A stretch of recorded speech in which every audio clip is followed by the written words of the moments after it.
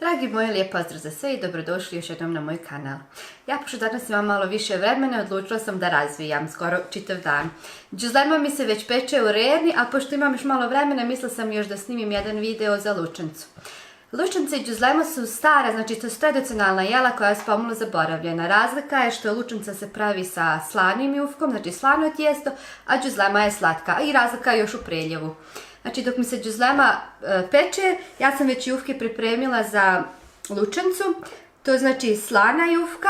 Detaljan recept možete naći na mom receptu o maslenci, tamo sam sve objasnila kako se pravi. Samo je sad razlika što sam ja uzela pola smjese, znači ne treba mi čitava smjesa od 600 grama, ja sam koristila sa 300 grama brašna. Znači detaljan recept možete naći, link ću vam ostaviti u opisu ispod videa ili ovdje gore više videa možete vidjeti. I pošto mi je jufka znači već odstojala, ja idem odmah da razvijam. Kao i kod đuzleme, i ovu jufku ću da posipam sa kukuruznim brašnom jer će mi malo biti bolja. I ostavit ću da kad je razvijem, ostavit ću da se osuši. I kad je razvijete ne bi trebalo da bude previše tanka, znači, a ni debela. Moći ćete vidjeti u nastavku.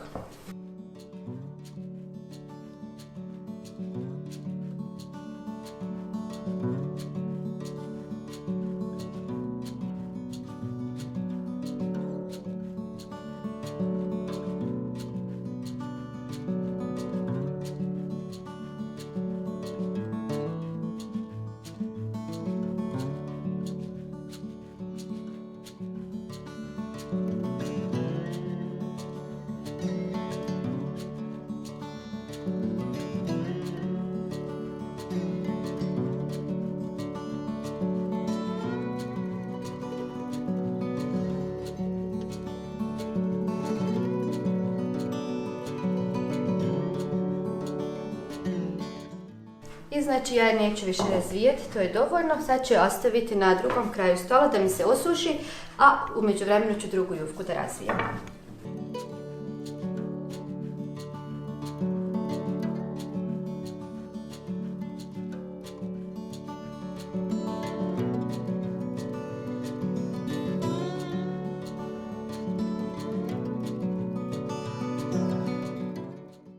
I nemojte se čuti znači što su mi ovako mali, što i ne razvijam preko čitavog stola, rađe ih pravim manje jer mi je s njima lakše rukovati. A vi naravno možete da pravite i od čitave smjese jednu jufku, ali eto meni je lakše kad ih prepolim na 2 ili 3 dijela.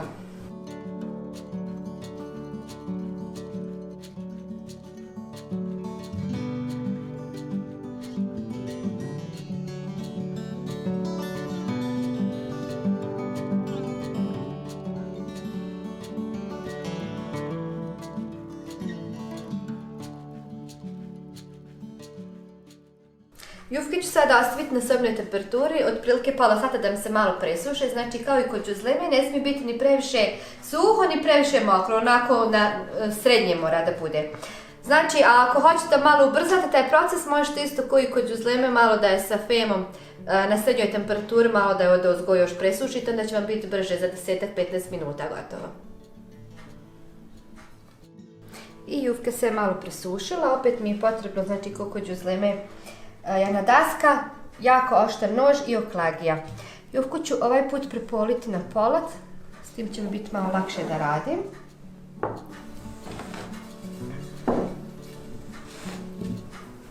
I ovu polu, znači ću samo prepoliti možda.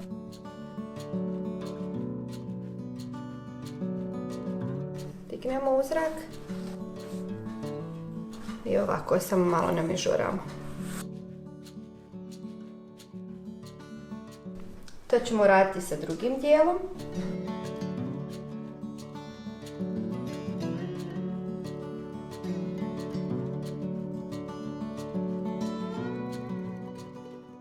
I sad stavljam dasku ispod i sjeću otprilike na iste komade.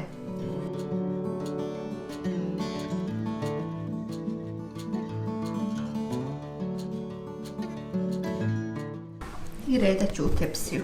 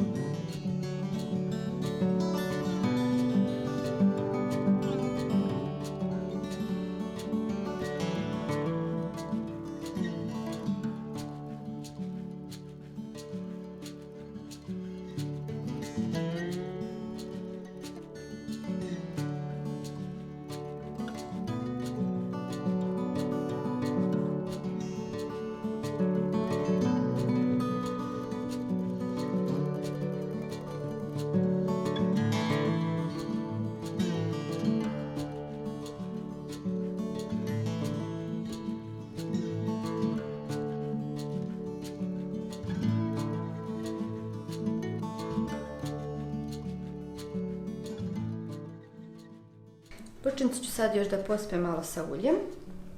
I zatim ću je peći u zagrejanoj rerni na 180 stepeni otprilike 20 do 25 minuta, dok mi ne dobije zlatno žutu boju.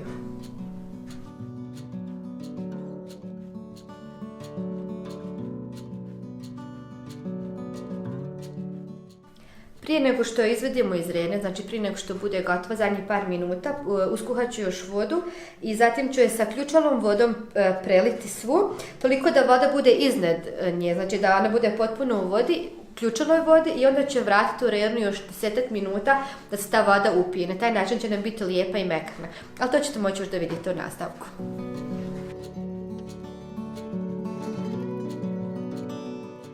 I znači sad ćemo ovako pečenu lučnicu. Prvo ću malo da pospem soli odozgo, znači na svaki ovaj pomalo soli, i onda ću je preliti sa vrelom ključalom vodom.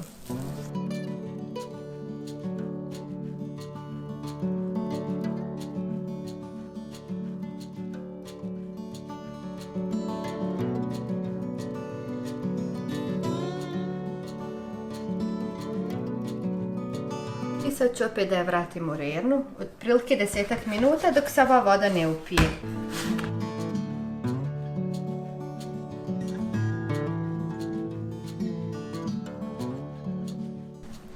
I lučnica je gotova, spremna za serviranje.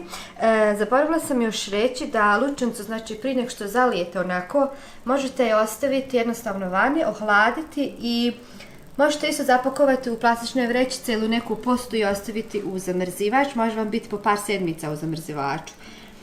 A ako hoćete odmah da je koristite, naravno, onda je odmah možete zaliti i jesti. Ja inače kad pravim znači đuzlemu i lučnicu uvijek napravim malo više i znači uvijek jedan dio zamrznem da imam za poslije, a jedan dio iskoristim da imam za taj dan, za ručak i za desert. Sad ću znači da stavim lučnicu u tanjir i da je serviram.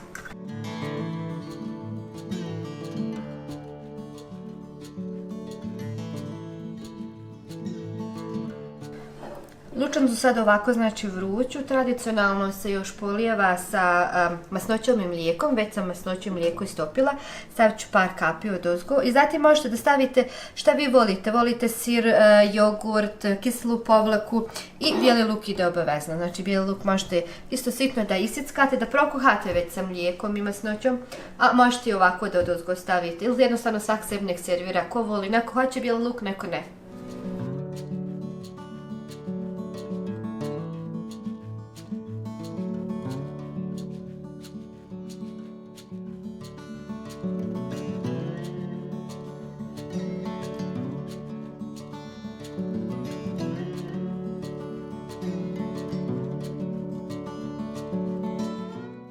Znači, ovo mi je jedan današnji prijedlog za ručak koji je jako jednostavan, ali vjerujte i jako ukusan. Nadam se da ćete ga probati i da će se i vama svidjeti kao što se i nama sviđa. Hvala vam puno na gledanju i vidimo se sljedeći put. Ćao!